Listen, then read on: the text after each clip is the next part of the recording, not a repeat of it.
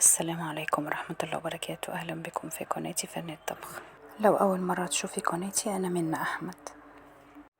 النهاردة إن شاء الله هنعمل الكشري الجميل اللي انتوا شايفينه ده. الطبق بيتكلم عن نفسه تحفة. هنعمله زي الجاهز وأحلى طبعا وأوفر لينا. ده معايا ربع كيلو عدس بجبة. انتي تعملي الكمية اللي انتي حباها. أهم حاجة بس ان هو يتنقى كويس، وخدي بالك ان بيبقى فيه حبوب كده شبه العدس، بس بتبقى يعني مش مبططة زي العدس، بتبقى عاملة زي الكورة. فهتلاقي الحاجات دي بتعوم على الوش، دي ترميها تتخلصي منها، مش عدس يعني. خلاص بعد ما نقيته وغسلته كويس قوي حطيت مية نضيفة وهحطه ارفعه على النار كده على نار متوسطة. ومش هنحط عليه اي حاجة، مش هنحط ملح ولا اي حاجة، عشان الملح بيخلي القشرة تفصل عن العدس، فاحنا عايزينه يحتفظ كده بالشكل بتاعه. واهم حاجة تاخدي بالك من التسوية ان انتي متخلوش يتهري. هسيبه بقى كده يغلي وهنحضر كده الحمص. معايا ربع كيلو حمص انا برضو نقيته، هشطفه شطفة كويسة وبعد كده هحط عليه مية مغلية عشان مستعجلة عليه عشان خاطر الحباية تنفش. دي من ضمن البقوليات، فلازم ان احنا بننقعه قبليها كده بنص ساعة او ساعة. ممكن تنقعيه في مية فترة عادي هيقعد شوية يعني، انما المية المغلية ما بيقعدش كتير. انا خلاص العدس المفروض ان هو كده استوى. هصفيه بقى عشان خاطر الحلة الاستانلس بتفضل محتفظة بالحرارة بتاعتها وممكن يستوي كده بزيادة. واحطه تحت مية فترة يعمل بس السخونية، يطرد السخونية منه. واحطه في علبة بعد ما يتصفى ونحط عليه الملح ويبقى كده خلاص تمام. الحمص بقى بعد ما اتنقع خلاص والحباية زادت انا شطفته وحطيته برضو يستوي زي ما انتوا شايفين كده. هو بعد ما عدى عليه شوية، بس انا طبعا بجريلك الفيديو عشان خاطر مطولش عليكي. هو خلاص كده استوى معايا. حطيت عليه الملح وهسيبه كده في المية بتاعته، انت حابة تصفيه براحتك. ده كده هنعمل التقلية. انا حاطة زيت، معلقتين زيت كبار ومعلقتين توم كبار. هنقلبهم كده لغاية ما ياخدوا معانا لون. بعد كده حطيت الصلصة اللي انا كنت مخزناها معاكم في الفيديو، هي متسبكة اصلا بس هي ما فيهاش تقلية، مش محط عليها في التخزين، مش حط عليها ولا توم ولا بصل. انا خرجتها ساحت كده من التلج وبعد كده حطيتها على التقلية. سامحيني بقى اللقطة بتاعت طشة التوم دي ما جاتش. هنحط بقى التوابل بتاعتنا، ملح وكمون وكزبرة، من كل حاجة معلقة. الملح طبعا انتي اللي هتظبطيه على حسب ما انتي حابة. هقلبها كويس، ودي الصلصة اللي انا كنت عاملاها معاكم فهي متسبكة جاهزة. هي بس هتاخد كام غلوة كده زي ما انتي شايفة كده لغاية ما تلاقي نطرة المادة الدهنية على الوش كده، سواء السمنة او الزيت. بس هي طبعا الكشري بيتعمل بالزيت ما بيتعملش بالسمنة، انتي حابة تعمليه بالسمنة فده يرجعلك. هي خلاص تمام كده اتسبكت، ريحتها بقى تحفة. هنعمل بقى المكرونة نسلقها. انا حطيت مية كده في الحلة وهحط معلقتين ملح كبار. هسيبها تغلي وبعد كده هننزل المكرونة. هي كده خلاص غليت. انا حطيت تقريبا يعني كده نص كيلو مكرونة. هي تمام كده استوت. هنزلها بقى في مصفى واصفيها كويس، وانزلها طبعا على مية فترة عشان خاطر توقف السوا بتاعها برضو ما تتهريش، وتكون برضو المكرونة فيها كده قطمة كده وانتي بتقطميها ما تبقاش مهرية عشان تبقى كويسة معاكي زي الجاهز كده.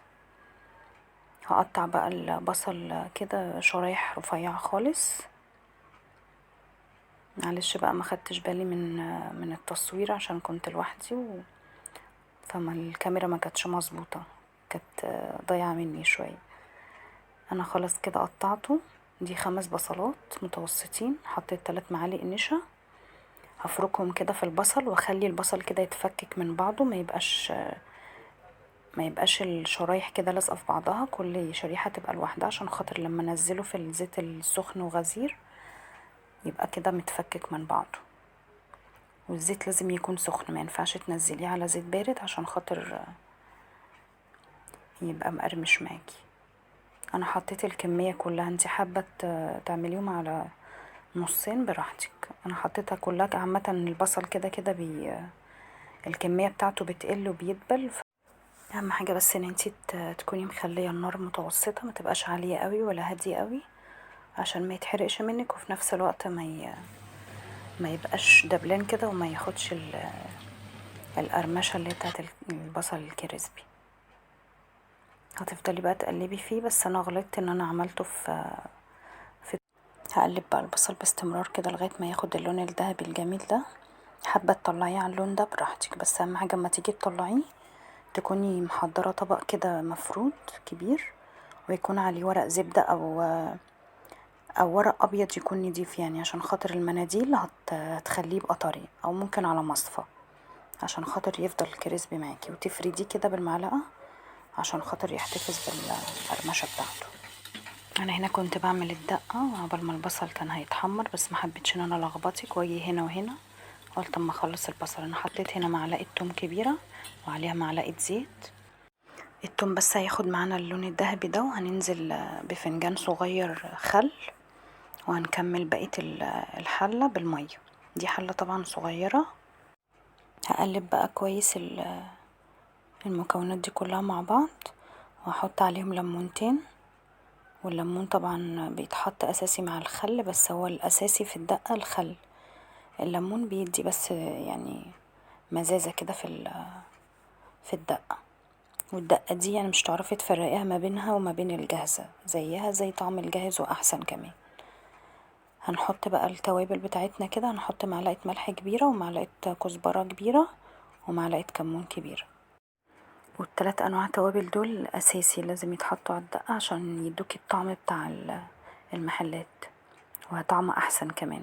يعني هما بره برضو ما بيظبطوهاش قوي كده زي ما احنا ما بنعملها. هتغلي بقى زي ما انتي شفتيها كده، وتطلع المادة الدهنية على الوش، وخلاص كده تمام. هتطفي عليها.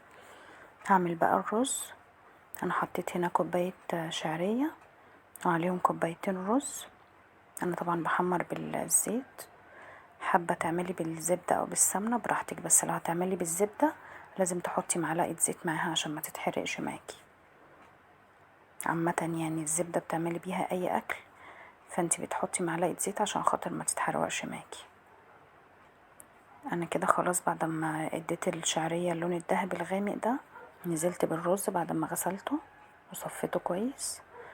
بخلي الرز يتشمع بالمادة الدهنية عشان خاطر يطلع معانا مفلفل.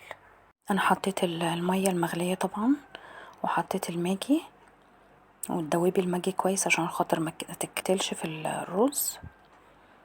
انا طبعا هسيبها بقى كده المية تاخد غلوة، وبعد كده هعري الغطا. هجيب اللي من تحت فوق عشان خاطر والشعرية برضو نفس المقدار زيهم. بعد طبعا ما الشوربة او المية تغلي بتاعت الرز، هتوطي خالص عشان يستوي براحته على نار هادية. وهنا كده بعد ما استوى وشرب المية كلها، هنسيبه بقى نعري الغطا كده عشان ما يعجنش معانا. مادام هو مفلفل بتسيبيه الغطا. هنحط كده شوية زيت محترمين عشان نعمل الشطة. وهنا انا حطيت الزيت في حلة صغيرة عشان خاطر كمية الشطة قليلة. وحطيت هنا معلقتين شطة كبيرة. تخلي بالك بقى ان وانتي بتقلبي الشطة يا دوبك بس هي تقلبتين، وبتنزلي عليها كبشتين صلصة من اللي احنا كنا عاملينها بتاعت الكشري. المادة الدهنية هتطلع على الوش كده، يبقى خلاص كده تمام جاهزت. انا خلاص كده خلصت الكشري. هغرف بقى وبعد كده هوريكم بعد ما اخلص. خدي بالك انا نسيت اقولك هترشي رشة ملح على البصل، ممكن وهو ني وممكن بعد ما اهم حاجة بس تاخدي بالك ان انتي ما بتطلعيه بتصفيه كويس من الزيت، وتطلعيه على حاجة يكون زي ورق الزبدة او ورق يكون نضيف عشان خاطر يفضل مقرمش معاكي. بعد كده بتحطيه في طبق او في حاجة بس ما يتغطاش. يا رب اكون قدرت ان انا افيدكم. الشطة زي الجاهزة بالظبط. لو انتي حبيتي ان انتي تعمليها بهريسة عادي هتعملي نفس الطريقة، بس هتحطي بدل الشطة هتحطي هريسة. لو عجبك بقى الفيديو وجربتي الوصفة دي، ما تنسينيش بقى في التعليقات، واعملي لايك وشير. ما تنسينيش بقى في تعليقاتك الجميلة عشان بتفرحني وبتشجعني اعمل لكم فيديوهات جديدة. اشوفكم في فيديو جديد.